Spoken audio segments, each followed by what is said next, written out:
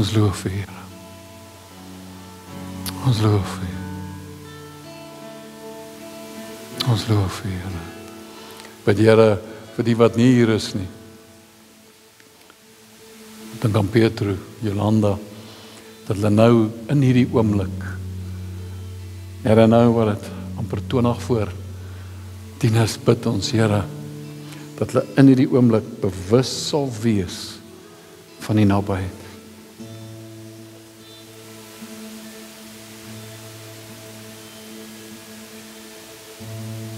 Dankie, Here. So dankie. Dankie, ek kan my sitplekke neem, dankie.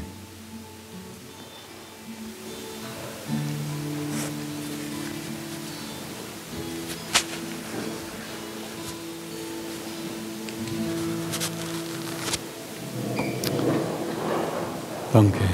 Dani, nie die mic man vir Newton.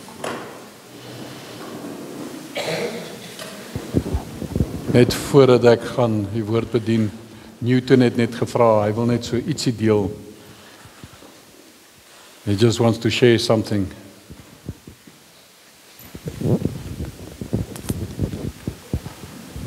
Thank you, Pastor Rollins. Thank you, brothers and sisters. I've got 4 characteristics of the Bible. The first one, which I'm going to share with you, brothers and sisters, is fantastic. The Bible is the most fantastic book in human history. There are different types of books in the world whereby people read, like Encyclopedia Britannica, Americano Britannica, journey books, novels, comics, newspapers, etc., etc. But they don't find any relief of these books. There is no love, there is no peace in these books. It only promotes violence and prostitution. The second one, which I'm going to share with you, brothers and sisters, is unique. The Bible is the most unique book ever established as well. What we're going to share with you today about the unique of this Bible is that it gives eternal life. In what way? If you can dedicate yourself to the Bible, definitely it will draw close to Jehovah God, and God himself will draw close to you. The beginning of wisdom is understanding. Of the most holy one is understanding as well. The third one, which I'm going to share with you, brothers and sisters, is exclusive. The Bible is the most exclusive book ever established in the world. What I'm going to say about this exclusive book, the Bible, it can easily help you to understand, and it provides accurate explanation of the Bible, the scripture, and its prophecies. The last one is inspire. The Bible is the only inspired word of God. There is no any book in the world which has been inspired by Jehovah God. It's only the Bible. How do we prove that? We prove that because it's written in the Bible. The very inspired word of God. And you can even complete the Bible in 1 year. If you read 1 to 3 chapters every day, definitely you will complete the Bible at the end of the year. There are only 66 books in the Bible. 39 for the Old Testament, 27 for the New Testament. And it's very easy. It's the most interesting book ever. How do we prove that? 2 Timothy chapter 3, verses 16. It tells us that all scriptures inspired word of God, beneficial for teaching, reproving, setting things straight in righteousness, so that the man of God must be competent, completely doing good work. Furthermore, if we read John chapter 3, verses 16 as well, for God loved the world so much that he sent his only begotten Son, that whoever believes in him shall not perish, but have everlasting life. Brothers and sisters, let's gather together as we gather each and every time, so that we draw close to Jehovah God each and every time. That will give us eternal life. And we'll gather together as brothers and sisters, or we're coming from different various tribes, but we'll gather together as one person. Thank you, brothers and sisters. Thank you, Pastor. Thank you. Amen.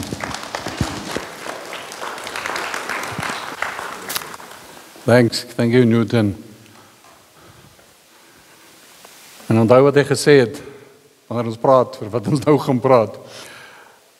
Besig met die tema, wees sterk, wees gewapen, wees gereed. En dis wat die tyd wat ons nou nodig het. En so ons gaan 'n paar keer, julle gaan gereeld hierdie geskrifgedeelte hoor. En wat ek net wil sê voordat ek Efesiërs 6 gaan lees, is as jy gaan kyk na Efesiërs 6 en gaan doen dit. Ons kon dit seker gedoen het, maar dit sal nog baie tyd vat, maar as jy Efesiërs 6 gaan kyk en jy kyk na al die wapenrusting, dan is dit amper asof dit 'n samevatting is van alles wat Paulus geskryf het in Efesiërs. En hy vat dit saam en sê, dis wat jy prakties, dis hoe jy dit prakties gaan uitleef op die pad vorentoe. So gaan kyk van die wapenrusting en gaan lees weer Efesiërs vanaf hoofstuk 1 en dan gaan jy sien, skryf die goeders in, so by elke deel van die wapenrusting. En dan gaan jy sien, maar die wapenrusting is belangrik want dis hoe ons moet die pad stap wat voor ons lê. En wat het hy gesê in Efesiërs 6 vanaf vers 10? Hy sê eindelik, my broeders en die susters, word kragtig in die Here en in die krag van sy sterkte. So ons kry ons krag van hom af. Jy kan dit nie doen in jou eie krag nie. Impossible. So hy sê word kragtig in die Here en in die krag van sy sterkte. Trek die volle wapenrusting van God aan. Hoekom? Sodat jy staande kan bly teen die liste. Hy woord liste, teen die slinksheid, lustigheid. Die Engels sê the cunning arts, the deceit, the craft, the trickery of the enemy. Hy sê van die duiwel, want ons worstelstryd is nie teen vlees en bloed nie, maar teen die owerhede, teen die magte, teen die wêreldheersers van die duisternis van hierdie eeu, teen die bose geeste in die lig. Daarom, sê hy weer 'n keer, neem die volle wapenrusting van God op, sodat jy weerstand kan bied in die dag van onheil. En nadat jy alles volbring het, staande kan bly. Hy sê, sodat jy weerstand kan bied in die dag van onheil. Hy het nie gesê, as daar onheil kom nie. Hy sê, in die dag van onheil, daar gaan sport kom. Hoef nie vir julle te sê nie, baie van julle beleef het. Hy sê, maar sodat jy weerstand kan bied. En die mooiste van alles, hy sê, en nadat jy alles volbring het, staande kan bly. Kyk wat sê in die Amplified, want hy sê so 'n paar goedjies by. Hy sê, in conclusion, be strong in the Lord, be empowered through your union with Him. Draw your strength from Him. Put that strength which His boundless might, which His boundless might provides. Put on God's whole armor, the armor of a heavy-armed soldier, which God supplies. I say that you may be able successfully to stand up against all the strategies and the deceits of the devil. For we are not wrestling with flesh and blood, contending only with physical opponents, but against the despotisms, against the powers, against the master spirits who are the world rulers of this present darkness, against the spirit forces of wickedness in the heavenly supernatural sphere. Therefore put on God's complete armor, that you may be able to resist and stand your ground on that evil day of danger, and having done all the crisis demands, to stand firmly in your place. I stay, having done all the crisis demands, stand firmly in your ground. Stand your ground. En dan wil ek kom vanoggend, dan sê hy, vers 14, staan dan vas, julle lendene met die waarheid omgord. Stand therefore, hold your ground, having tightened the belt of truth around your loins. So hy sê, sit aan die gordel van waarheid. Okay, ek spreek jou vry. Hy sê, sit aan die gordel van waarheid. Wouter?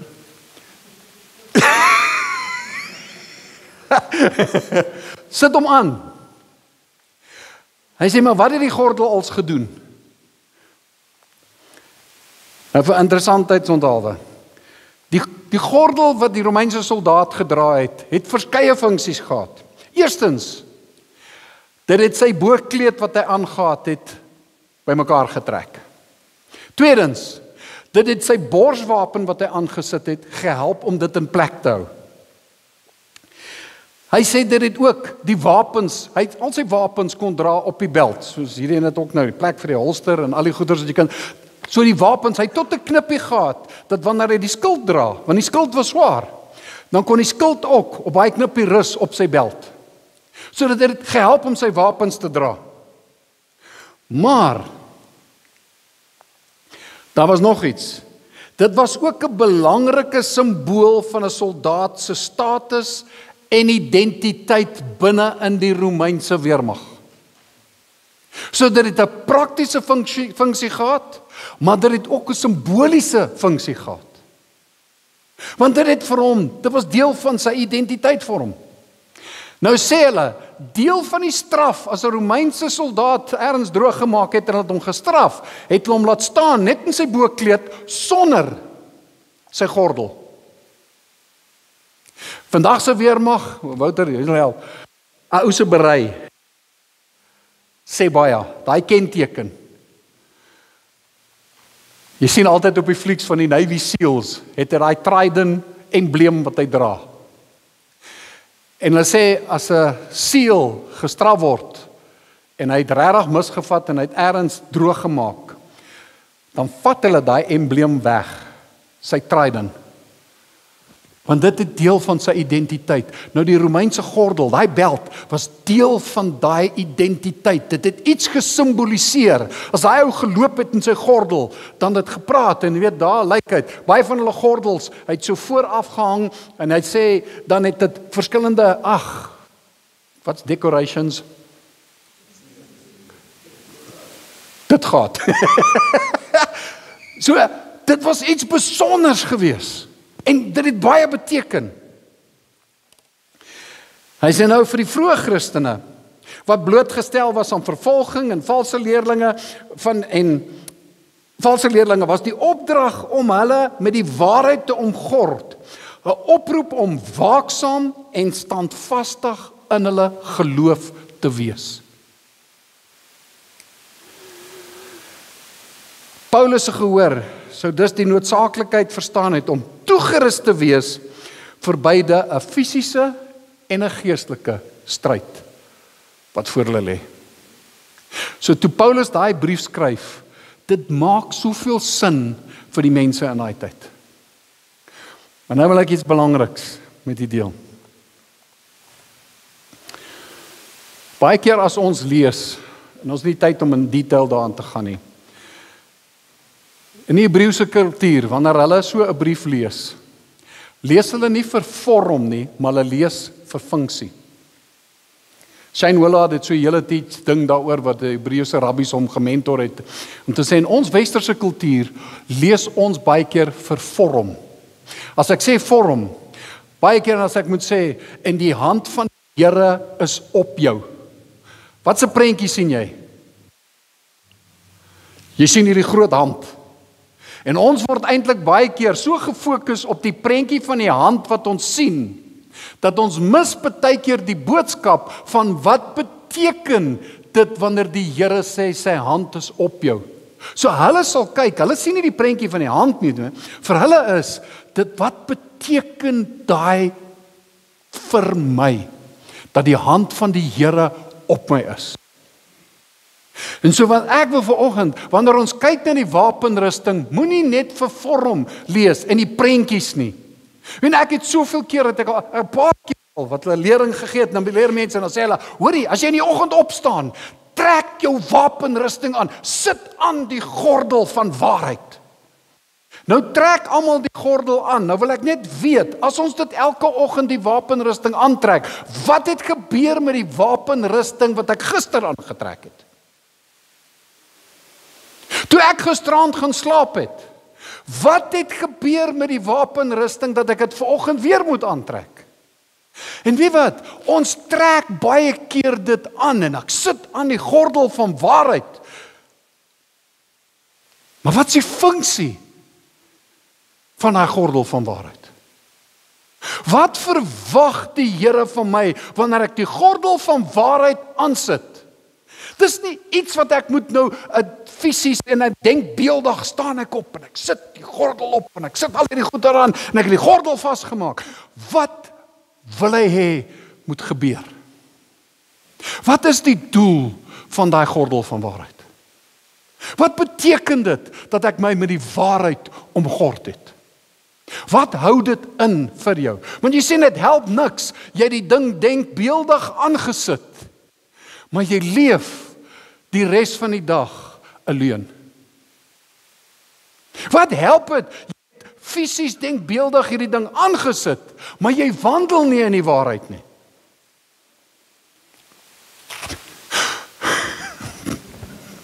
Ja, daarom nie so erg nie, hoor. Ek het net meer opgekropte gevoelens as wat. Hy sê, so staan dan vas, julle lendene met die waarheid omgord. So wanneer jy jou omgord, daar's geweldig baie goed wat ons kan oor praat. En ek wil bid dat jy sal gaan sit by die Here en toelaat en vra, Here, leer my, wys my, want die Heilige Gees het gekom om ons te leer en ons te herinner aan alles wat die Here gesê, wat Jesus gesê het. So gaan sit by die Here en vra dat hy met jou dinge sal deur. Maar ek het so 'n paar dinge net hier wat ek uitlig. Dis nie al wat daar is wat dit beteken nie. Maar die eerste ding wat ek wil vanoggend sê is, wanneer jy jou omgord met die waarheid, wil ek vanoggend vir jou herinner en vir jou sê, onthou wie jy is. Moet weer sê, ekskuus. Onthou wie jy is. Jou identiteit in Christus. Want dis wat Paulus oor praat in die eerste 3 hoofstukke van Efesiërs ook. So onthou wie jy is. Onthou wie hy is. Romeine 8 vers 15 en 16 sê, die Gees self getuig saam met ons gees, dat ons kinders van God is, en as ons kinders is, dan ook erfgename. Erfgename van God en mede-erfgename van Christus. Onthou wie jy is vanoggend. Jy's 'n kind, as jy jou omgord met die waarheid, onthou wie jy is. Jy's 'n kind, en onthou, dit gaan help om die borswapen van geregtigheid ook in sy plek te hou. Iemand het gesê, on earth, you are named according to how you perform. In the kingdom of heaven, you perform out of who heaven says you are. Ek wil dit weer sê. On earth, you are named according to how you performed. So alles wat jy gedoen het, alles wat jy beleef het en wat jy was in die verlede, dit bepaal jou identiteit hier op aarde. Maar in die koninkryk van God,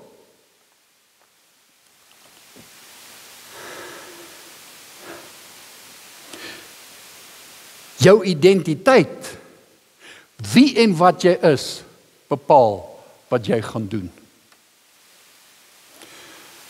Ek wil weer sê, in die koninkryk van God, die Here bepaal jou identiteit. En jou identiteit bepaal wat jy gaan doen. Jy sien, as jy 'n mislukking was hier op aarde, as jy sleg gegaan het, jy het 'n slegte familiegeskiedenis, dit bepaal jou identiteit. Want dan sê hulle, nee, ou Clem is 'n mislukking. En nee, Rian is 'n skelm, jy moet nie met daai ou besigheid doen nie. Hy gaan jou indoen. Maar in die koninkryk kom die Here en hy sê vir 'n Gideon wat wegkruip in die parskruipe vir die vyand, kom die engel van die Here en hy sê, dapper held, staan op. In die koninkryk, jou identiteit, wat die Here sê, wie en wat jy is, gaan bepaal wat jy gaan doen. En dis hoekom ek wil sê, die gordel van waarheid. Wat is die waarheid wat die Here vanoggend met jou deel?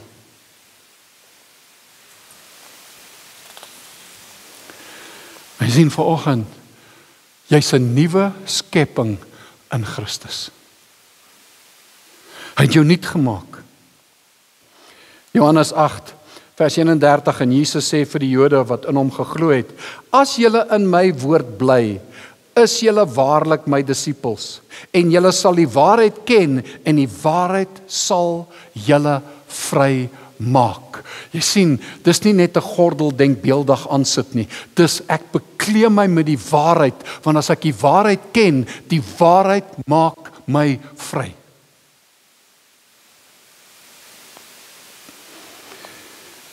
Amplified say, if you abide in my word, hold fast to my teachings, and live in accordance with them, you are truly my disciples, and you will know the truth, and the truth will set you free.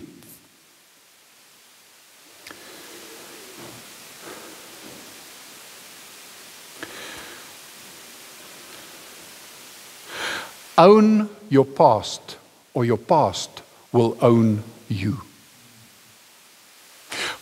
Besit jou verlede, of jou verlede gaan jou besit. Jy gaan 'n slagoffer wees, moenie 'n slagoffer wees van jou verlede nie. Jy sien, as ek net die gordel denkbeeldig aansit, en ek sê ek het die gordel van waarheid om my, maar ek is nie besig om dit toe te pas en dit uit te leef, en die funksie daarvan uit te leef, mis ek dit. Jy gaan nie staande bly nie. Jy gaan nie jou geveg wen nie. En ek wil jou vra vanoggend, wanneer jy omgord met die waarheid, ken die waarheid en die waarheid gaan jou vrymaak. Die waarheid gaan jou vrymaak van jou verlede, van jou mislukkings, van wie jy was of wie jy gedink het jy is, of wie mense gesê het jy is. Wanneer jy jou omgord met die waarheid, is jy besig om jouself te noem wat die Here jou vanoggend noem.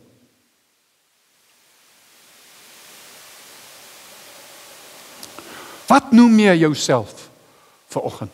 Wat dink jy oor jouself vanoggend?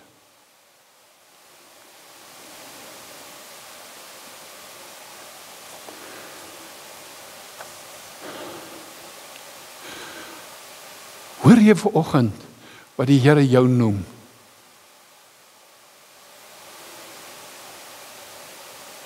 As hy vir 'n Gideon wat wegkruip kan sê, dapper held. Gaan lees weer Gideon se verhaal. Hoe Gideon vir hom, hy praat met die engel en hy sê, maar stop. Verstaan jy waar ek vandaan kom? Ek is die minste van my stam. Ek kom met die stam, dink ek is reg kan onthou, van Manasse. Ek is die geringste, ek is die minste. Nou wil jy vir my sê, ek is 'n dapper held. Jy sien, hy dink volgens sy verlede.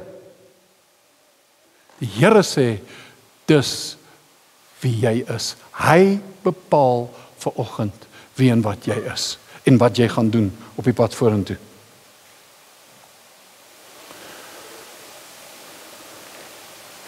Jy sien, om jou te omgord met die waarheid, is om te erken wanneer daar fout is.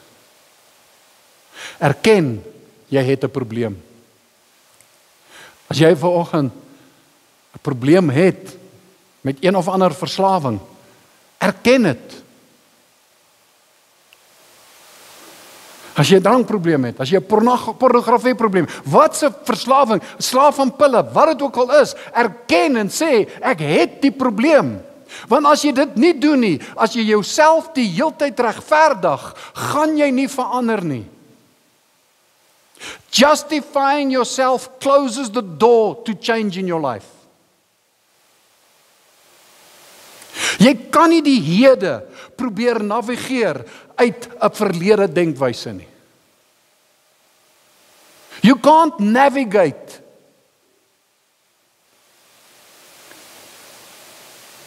your current reality from a past reality. Jy moet daai seer, jy sien, ons probeer ontvlug van die pyn en die seer en die teleurstellings wat ons beleef het, en nou ontvlug ons deur allerhande verslawings, allerhande gewoontes wat ons aanleer, met die hoop ek gaan dit ontvlug, maar wat ek besig is om te doen, ek kom nie by die waarheid uit nie. En deel van die waarheid is, erken daar's 'n probleem. Erken die stryd wat jy het. Want dis deel van die waarheid te ken. En jy sien, as ek dan by die Here kan kom, want jy sien, deur ontvlugting, jy vlug nie van die omstandighede nie, jy hardloop al hoe dieper in die probleem in. Wanneer jy dink jy ontvlug, wat eintlik gebeur is, jy begin te doen en jy word dit wat jy eintlik gehaat het.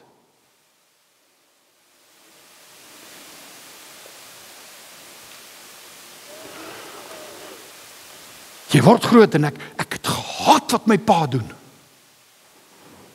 Ek haat wat hy, die manier wat hy opgetree het. Ek haat hoe hy ons gehanteer het. Ek sal nooit soos my pa word nie.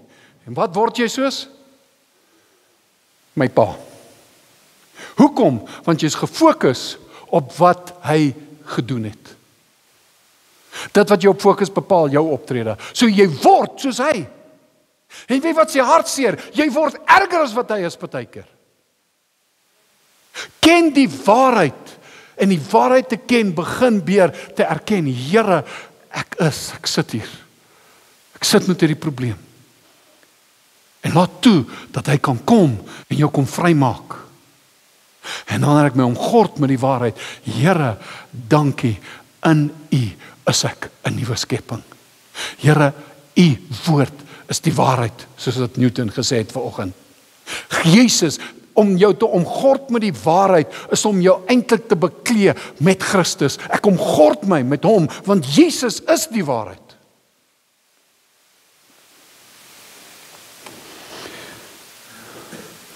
En jy sien, solank as wat ek vassit in daai ou denkwyse, is die dief besig om te steel, te slag en te verwoes.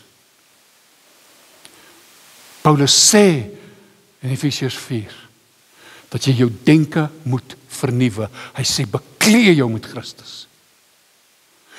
Jou te omgord gaan oor, wat moet ek leef?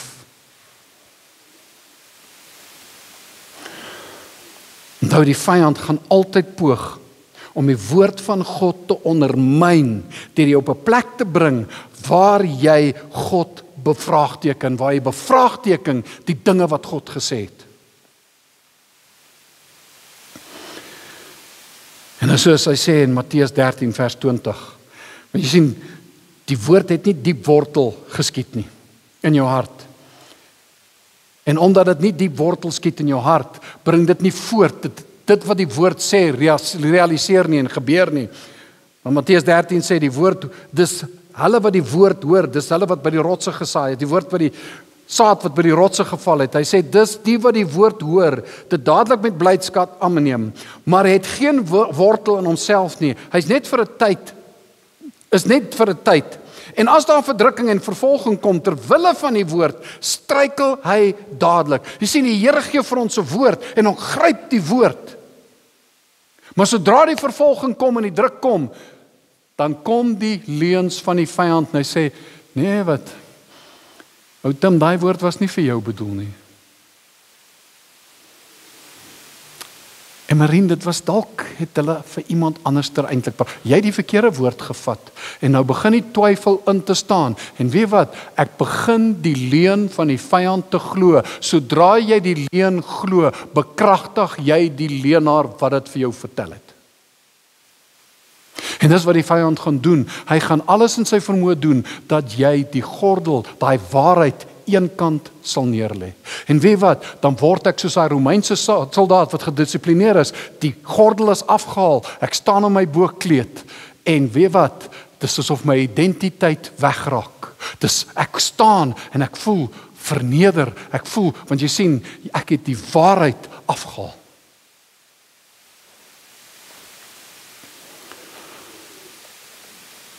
En hoor mooi wat sê hy, Efesiërs 5 vers 14, dis dinge wat Paulus gesê het.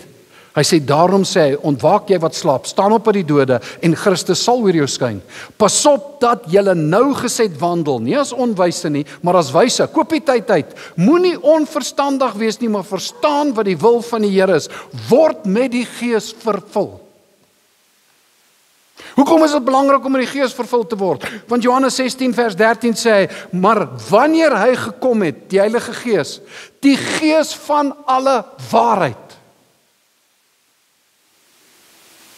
Want hy sal nie uit homself spreek nie, maar alles wat hy hoor, sal hy spreek en die toekomstige dinge aan julle verkondig. Hy sê, hy is die Gees van waarheid. Hy sê, wanneer hy gekom het, wel mense, hy het gekom, hy's hier. Wanneer ek my omgord met die waarheid, wil ek vir jou sê, word vervul ook met die Gees, Heilige Gees, want die Gees is die waarheid ook.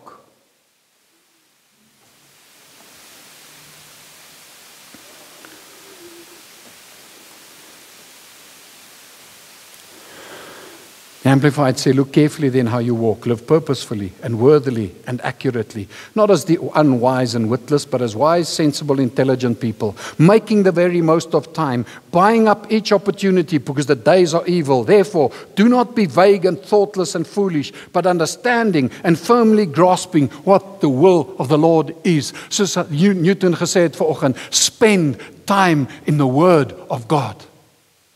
Lees die Bybel. Wandel in die waarheid.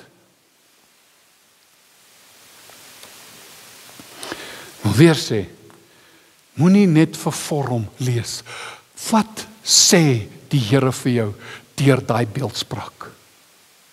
Wat is die funksie van daai wapenrusting wat ek aantrek en daai beeldspraak wat hy gebruik?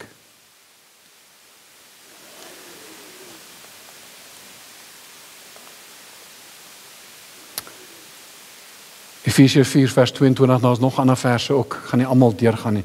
Hy sê Efesiërs 4 vers 22, hy sê dat julle wat die vorige lewenswandel betref, die oue mens moet aflê, wat deur die begeerlikhede van die verleiding te gronde gaan. En dat julle vernuwe moet word in die gees van julle gemoed. Julle moet vernuwe word in die gees van julle gedagtes. En julle moet met die nuwe mens julle met die nuwe mens moet beklee wat na God geskape is in ware geregtigheid en heiligheid. Daarom lê die leuen af en spreek die waarheid elkeen met sy naaste, want ons is mekaar se lede. Efesiërs 5 vers 8 wat hy sê, want vroeër was julle duisternis, maar nou is julle lig in die Here.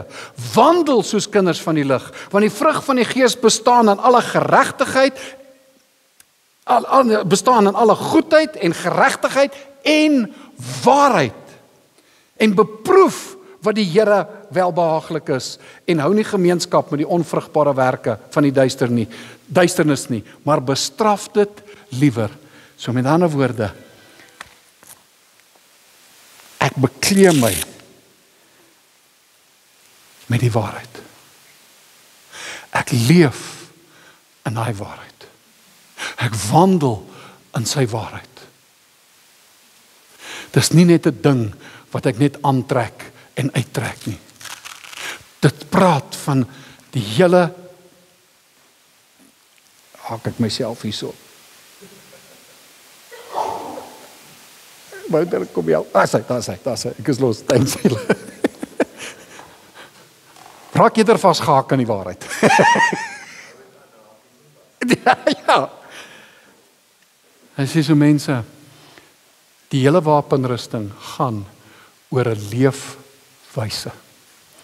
Dis hoe ek en jy die toekoms gaan aanpak. Nou, ek wil net afsluit en dis net vir interessantheid dat jy net dit weet en verstaan. Want die wêreld waarin ons vandag leef, is eintlik 'n vreemde wêreld. Dis 'n weird plek. Want as jy kyk na die wêreld wat ons vandag in is, morele standaarde en aanvaarbare gedragspatrone wat eeue lank reg was en onveranderlik beskou was, word nou skielik bevraagteken en selfs verwerp.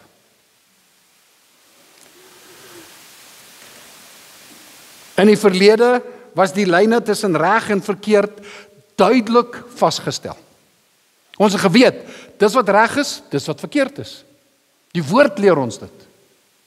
Al die meeste landswette is eintlik geskoei op Bybelse waarhede. Reg was reg, verkeerd was verkeerd, sonde was sonde. Vandag lyk dit of reg en verkeerd omgeruil is. En vasgevang geraak het in hierdie grys area van onsekerheid. Hulle praat van relativiteit. Reg en verkeerd hang nou af van die individu af. Dis die waarheid is wat dit vir jou is. Nou ek wil nie te diep in die goeters gaan nie, maar hulle praat van, en hulle noem dit 'n postmodernisme.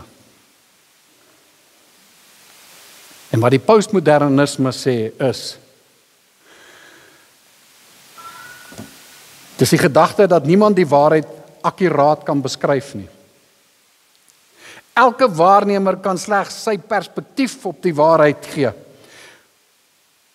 Postmoderniste is van mening dat daar geen universele geldende absolute waarheid is nie. Alle kennis is relatief en dan sit ons op die ou end met hierdie oorgedrewe politiese korrektheid. Want daar is nie meer 'n absolute waarheid nie. Dis wat jy daarvan maak. Dis hoe jy dit beleef. Dis hoe jy dit sien. Julle party van die ouens moet by 'n oogdokter uitkom want hulle sien nie so lekker nie. En dis die uitdaging wat ek en jy het. En wie hoekom doen die vyand dit? Want hy wil dit al hoe moeiliker maak om die evangelie aan mense te deel. Praat met mense die waarheid. En nou is die vraag, is dit moontlik om 'n Christen te wees en om saam met Christen wees ook hierdie postmoderne filosofie te kan volg? Kan ek die twee kombineer?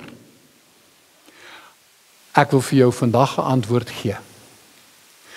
'n Absolute nee. Jy kan nie dit vermeng nie. Daar's 'n waarheid, 'n absolute waarheid wat die Here vir ons gee. En hy het vir ons sy woord gegee, hy het vir ons die skrif gegee om binne dit te wandel. So wanneer hy sê omgord jou met die waarheid, dan is dit sy waarheid. Kan nie compromise nie. Nou ek het net vir interessantheid hierdie slide vir julle gesit. Dit kom van 'n ek dink die ouste professor, sy naam is Douglas Groothuis. Wat wie nou was 'n dom, hy's 'n filosoof en sy 'n teoloog. Hulle noem dit apologetics. Hy's in apologetics betrokke, so dit kyk in die woord. En hy gee so 'n hele ding, nou ek gaan dit nie deurlees nie, dis 'n hele weet nie, dis eintlik sy navorsingsding, maar hy sê daarso van die goeters dat die Bybelse siening van waarheid kan soos volg opgesom word. Waarheid word deur God geopenbaar, dit word nie uitgevind of gekonstrueer of eintlik aan mekaar gesit nie. Hy sê ook daar, objektiewe waarheid bestaan en kan geken word. God is die bron van objektiewe waarheid oor homself en oor sy skepping. Hy sê, so, ons kan weet wat die waarheid is. En ek bid dat die Here vir jou en my sal help, dat wanneer ons omgord met die waarheid, dat ons die waarheid sal ken, dat ons hom sal ken, dat hy jou sal vrymaak, en dat ek en jy in daai waarheid, sy waarheid, sal wandel, dat ek in hom sal leef en sal beweeg, en dat ons sal in him we live and move and have our being. In hom leef ons, beweeg ons en is ons. So wanneer jy omgord met die waarheid, leef waarheid. Vader, dankie. Dankie vir u woord, wat waarheid is. Dankie dat u die waarheid is. Dankie vir u gees wat gekom het, wat waarheid is. En ek bid, Here, dat ons sal omgord met u waarheid vanoggend. Here, help ons om die leuns van die vyand uit te ken, dit sal sien vir wat dit is. En Here, dat ons dit sal weer lê, dat ons omgord sal wees met u waarheid, en dat ons sal wandel in die waarheid. En ek bid vanoggend, Here, waar mense vanoggend vasgevang is in leuns van die vyand, leuns wat sê, jy's nie goed genoeg nie, jy gaan dit nie maak nie, jy's niks werd nie, jy's waardeloos. Ek wil kom teen daai leuns vanoggend in die naam van Jesus, en ek breek die vashou van daai leuen. En Here, dat u elkeen dat hulle sal omgord vanoggend met die waarheid. Dat ons die waarheid sal ken en dat U vanoggend sal kom vrymaak en sal kom heel maak. Bid ek in Jesus naam. En ek bid Here dat U die naprediker van hierdie woord sal wees, dat U deur U Gees ons sal kom lei en dat U verder inspraak sal gee in elke lewe. Bid ek vanoggend en ek dank U daarvoor, Here. Dankie vir die Heilige Gees wat gekom het, wat ons leer, wat ons voetstappe rig, wat ons help, wat ons bemoedig, wat ons krag gee. En ek bid Here dat ons sal leef vanuit hierdie waarheid, 'n kingdom mindset sal leef. En sal hê that we'll have the mind of Christ. Ek dank U, Here, in Jesus naam. Amen en amen.